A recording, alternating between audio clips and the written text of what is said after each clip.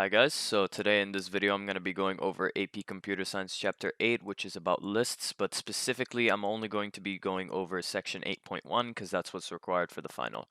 So to start with, we need to know what an abstract method is. An abstract method is a method whose header is followed by a semicolon and the body of the method is not implemented. So for a normal method, we'd say public and we'd put the type and the name, parameters if needed, and then we'd open up curly brackets, write what the method does. If it's not a void, then we have to have a return, semicolons of course, and then you'd close the curly brackets. That's for a normal method. But an abstract method looks more like this. Public abstract type can be integer, void, string, boolean, double. Name, choose any name, and parameters in the parenthesis if needed. If not, then just don't put any. So it'll look something like this: public abstract double average, parenthesis with no parameters in this case, and then semicolon, and that's it. So, where can you use abstract methods? You can use them either in an interface or an abstract class. An abstract class is a class that contains at least one abstract method. It also can contain implemented methods, but it cannot create objects. In an abstract class, using the keyword abstract while writing the abstract method header is a must, because in an abstract class, not all the methods are abstract by default. However, in an interface, using the keyword abstract is optional since all methods by default are public abstract. An interface can also have public static final variables, which are just constants. So for example, public static final double pi is equal to 3.14. This is an example of how to define a constant. So, when a class implements an interface, it must implement all the methods in the interface. An interface also cannot create objects. So if they say it cannot be instantiated, that's just what it means. It means that it cannot create objects. When a method is implemented in a class that implements an interface, you must implement it with the same parameters that it was declared within the interface. Keep this in mind.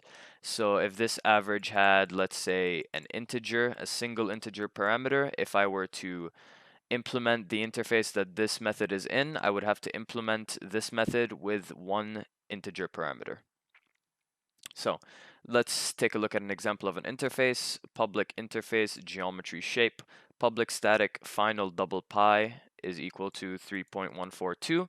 And public string get name, public double get area. These two are abstract methods. They're defined, declared, but not implemented. So an example of a class that implements it. Public class circle implements, this is very important, geometry shapes, and then you define the class variables, and this is the constructor, and public string get name with no parameters, just like it wasn't in the interface, and then you're going to implement it. This one must be implemented since this class implements the interface. Public double get radius, return my radius. You can also define and implement methods that aren't in the interface in the class, but and that's optional, but the ones that are declared in the interface must be implemented. So get name and get area must be implemented, which they are in this case. And then you have your public static void main with the code. So that's an example of a class that implements an interface. So let's say we declare an object like this. Circle C1 is new circle with this name and area. This name and radius.